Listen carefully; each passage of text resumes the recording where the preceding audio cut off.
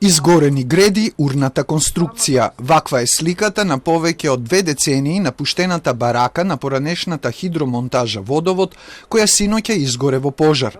На фотографиите кои Телма ги доби од сопствени извори, се гледа запалена канта со нафта, за која постојат сомнежи дека била причинител на пожарот.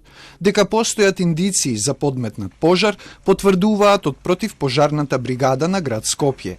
Таа со 6 возила и 19 пожарникари бргу го локализирала и изгаснала пожарот, спречувајќи тој да се прошири на друга барака од поранешниот суд за прекршоци, која не беше изгорена во ланскиот пожар. На лице место се уверивме дека можела да биде зафатена со пожарот и онаа барака која не беше опожарена на 26 октомври минатата година. Според увидот од терен има сомнежи дека пожарот и овој пат е подметнат.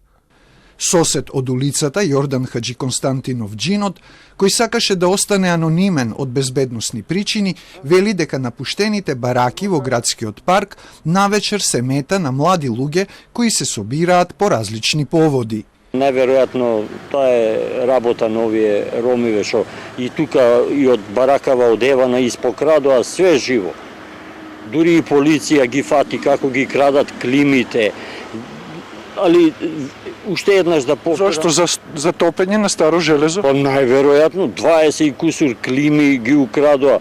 Според градоначалникот на општина Центар Горан Герасимовски, тој синоќа бил на лице место.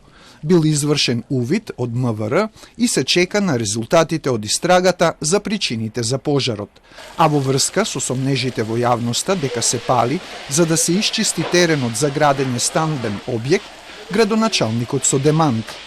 Земјиштето под опожарената и под 2 бараки наоколу е сопственост на државата, според новиот ДУП кој беше испратен во град Скопје па вратен на доработка во општина Центар.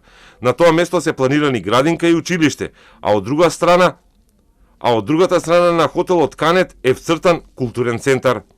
Од МВР, кои треба да ги откријат причините за пожарот, денеска не дадоа по конкретни информации, освен потврда дека нивна увидна екипа излегла на терен.